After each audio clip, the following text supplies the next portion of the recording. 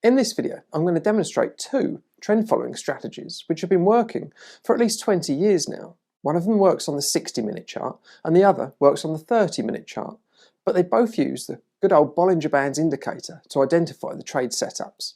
As usual, I'm going to give you all the rules to the strategies so that you can go out and trade them for yourselves. And then once I've shown you the backtest performance report, I'm going to combine the two strategies in a portfolio to show you what they look like when they're traded alongside each other. Today's strategies aren't actually my own ones. I saw them in a recent video published by fellow trader Scott Welsh. Like myself, Scott also publishes rule-based or algorithmic trading strategies on his channel to try and help you guys out. And if you like the type of videos and the strategies which I publish, then I encourage you, if you haven't already, go and check out Scott's channel, because I think you'll like his videos too. Now, I was originally curious, just for myself, to see how Scott's strategy tested out. I see so many strategies here on YouTube which, when tested properly, end up to be money-losing strategies. They're normally strategies which have very limited manual testing, and people don't consider things such as trading costs and the size of the average trade value. But I know Scott uses software, like myself, to test out his trading strategies, and he tests over a very long period of time. So I do have high expectations that Scott's testing will match up to my testing. Okay, firstly, let me show you the rules to the strategy and how it trades, and then we'll have a look at some of my results compared to Scott's.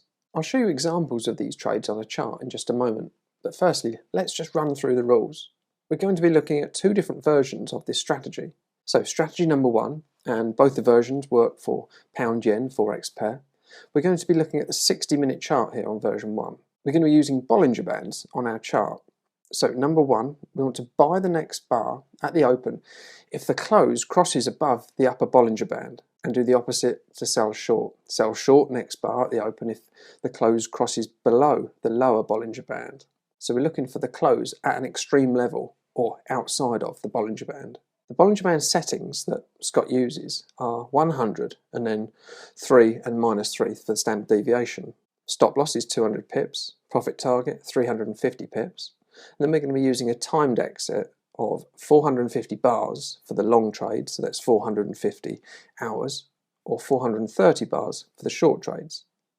And we're going to have a trading window. We're only going to take trades if this breakout of the Bollinger Band occurs between 9 AM and 11 AM Eastern Standard Time. Strategy number two is very small differences. Firstly, we're going to be using a 30-minute chart now, and we're going to be changing the Bollinger Band settings. Rather than using a length of 100 this time, we're going to be using a length of 80, and then everything else stays exactly the same. So let's have a look at a trade on the chart. You can see that there's the chart. We've got the Bollinger Bands, the upper and the lower, the cyan obviously the upper, the red being the lower. And you see we've got a trade initiated here on the open of this bar, and that's because the bar previously, the close crossed above that upper Bollinger Band. You can see on these two bars previously, the highs did pierce through the Bollinger Bands, but that's not an indication for a trade. We have to see the close above the upper band. And the opposite is for a short trade. We want to see the closing below the lower band. Looking at Scott's testing, he tested his strategies back to 2004. Now I only have data from Oanda back to 2008, but then I'm also going to cross-check it using a different data source from LMAX back to September 2010. And as usual, all my testing is going to be done in Multicharts. Okay, I have two charts here. The one above here has data from Oanda, we can see, and the one below has the data from LMAX. I've got the data both set to only going up until the end of the year, end of December 2023, because that seemed comparable to when Scott's video was published. So firstly, I want to look at both the equity curves for both the Oanda and the LMAX data.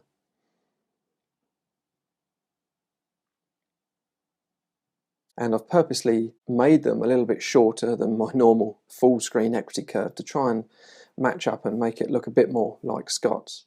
So the one above is the Oanda data, and you'll notice that we've got more trades. We've got well over 100 trades because we had a little bit more back data. We had data back to 2008. And a little bit less data using the LMAX, so we've only got just over 90 trades. But I think we can see, although there are some minor differences, the overall trend of the equity curve is pretty comparable between my two sets of data. But let's switch over to the screenshot of Scott's to see what his looks like. And that's just a screenshot I took from Scott's video showing his equity curve, obviously with a lot more trades because he had at least another 4 years worth of data. But looking at the latter half of the equity curve, so let's say starting around here, we can see that his data, or his equity curve, is quite comparable to ours. Let's just switch back to mine, and we can see that all three equity curves are reasonably similar, so I'm quite happy with that. While we're here, let's just run through some more numbers on the performance report. So we're looking at the OANDA. Let's look at the total trade analysis. We've got 104 trades, almost 52% accuracy, and the average trade is 71,000 yen. That equates to 71 pips. That's a huge average trade. Even by the time we've paid a few trading costs, a few pips of trading costs, we've still got a huge edge for this strategy, so that's good. Let's look at the same on the LMAX data. It's not going to be exactly the same because we've got different amounts of data, but we can see percent profitable, 52%, average trade this time is 70,000, so very comparable.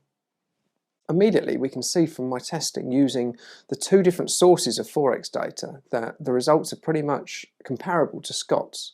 Now I'm not sure what data Scott uses, but it's nice to see that all three sets are in line with each other. So there you have a pretty nice and consistent breakout strategy you can use on pound yen. But if you're looking for more strategies, I've actually put together a 22-page Beat the Market strategy guidebook. In the guidebook you can find 3 more strategies with all the rules and the back tests. And at the moment, if you find the link down in the description, you can get that absolutely free.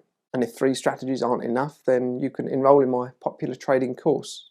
In the course, amongst all the other aspects of profitable trading, I've included 6 more trading strategies and all the rules. You can find out more about how that course will benefit you also if you find the link down in the description. Now, let's go and have a look at the 30-minute version of this Bollinger Band strategy. Okay, similar setup again. We've got the 2 charts, the upper one being the OANDA data, lower one being the LMAX data. But this time, they're both set to a 30-minute chart. As before, let's have a look at both the equity curves. That's the LMAX and that's the OANDA. And again, because of the differences in the amount of data we've got a different amount of trades, 260 odd compared to 220 odd for the LMAX. And while they don't look identical, you can see the resemblance. We see a bit of a dip in equity curve here, which is the same sort of dip in equity curve here. And we can see new highs right up until this point, where we get a bit of a dip and then an upturn, similar on the OANDA data. But how does that compare to Scott's? Same again, let's have a look at Scott's screenshot. And that's what Scott's screenshot looks like. He's got more trades, he's got about 280 trades, and he's seen that new high there and a bit of a dip. And his hasn't started to recover yet. Maybe he hasn't used quite as much data as me, but largely looks like it was quite flat early years, but then in the vast majority of the later years it's been in a decent uptrend, although just a downturn recently. And you can see that with mine. I suppose you could say this is a bit of a flat area and then a decent uptrend with a downturn at the end. While we're here, let's just have a look at some of the other metrics. Let's see what the average trade was like. We know we've got 260 trades, slightly less accurate, 44%, average trade value of 28,000 yen. I've been doing all these tests with just one fixed full lot of 100,000 units, so 28,000 yen is going to be equivalent of 28 pips of an average trade value, which is a pretty large average trade. Looking same again at the LMAX,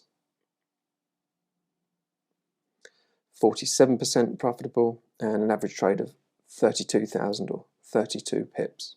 So again, reasonably comparable. I'm happy with that. Using the strategy on the 30-minute chart, obviously we get more signals, so we have more trades. However, the average trade value or the profit per trade is smaller. We hold trades for a less amount of time, and the win rate is slightly lower than that on the 60-minute chart. But overall, the net profit is similar on both the 30-minute and the 60-minute versions. Next, I'm going to put both the strategies in a portfolio, combining them to see how the equity would look trading them both alongside each other. Scott also done this, and you can see that in his video, but from what I can make out, this time Scott's used data only from 2013 onwards, so I'm going to do the same. Now we're looking at Multicharts Portfolio Trader, where I've included both the strategies. and we've got data from the 1st of January 2013 to the 1st of December 2023 to try and match Scott's. Now again, I'm testing one full lot for each strategy, whereas Scott's results were in percentage terms and using a $20,000 account. I'm not sure if he's used position sizing as a percentage of his account, or whether he's using a fixed amount of units or lots like I am here. If he is using some sort of position sizing, that could make his results look better than mine. So firstly, let's compare the equity curves again. Here's the equity curve of my two strategies put together. And by the way, I'm using the Oanda data this time. And we can see that early on it was a little bit sideways, but then started to pick up, a little bit flatter, picked up again, then had a bit of a downturn and then picking up again. Let's switch over to Scott's screenshot. And we can see early years a little bit flat, picked up, continued to pick up a little bit, and it did have a slight pullback and then picked up again. So while not identical looking to mine, I think results are definitely comparable. Let's just switch back and look at mine. There we see, looking back at mine, we definitely have got that flat period and then it's pretty much up all the way until just recently. Another part of this performance report which I do want to show you, let's make that a bit larger. If we look at the summary, we can see we've got a return to drawdown using both the strategies combined of 4.1. And if we have a look at the individual strategies, the first one being on the hourly chart, the second one being on the 30-minute chart, we can tell that by the number of trades. On the hourly chart, let's have a look. We've got a return to max strategy drawdown of 3.79, so that's less than using the portfolio. And if we look on the 30-minute chart, we've got a return to max strategy drawdown of 2.09, again less than the portfolio.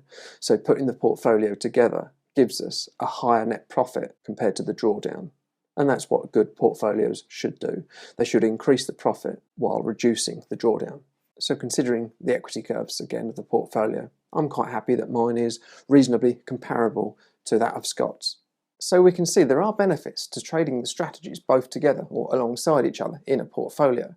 However, I wouldn't treat them personally as completely individual strategies. What I mean is they're very correlated.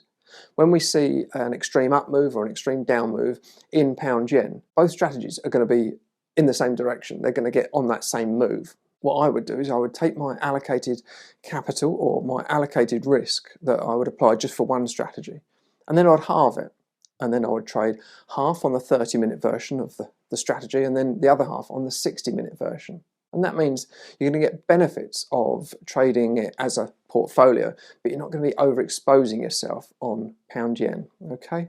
So I think it's fair to say that Scott's Bollinger Band strategy does work. My results are definitely comparable to his. It's an easy strategy to trade, easy to spot the signals if you trade strategies manually, and obviously even easier if you program your strategies and automate them like I do. I can't make any comments on how Scott came up with the parameters which he's used on this strategy. When I say parameters, I'm talking about that length of the Bollinger Band, the standard deviation, the stop loss value, profit target, timed exit, etc. But essentially, we're just getting on trends, we're just taking explosive moves in pound yen. So I imagine that they aren't too over-optimized. I haven't personally tested it yet, but I imagine there'd be many variations of those parameters which will work. This essentially being a trend following strategy on pound yen, which tends to trend very well. Well, that concludes this video. So thanks for staying till the end. I hope you've learned something as always.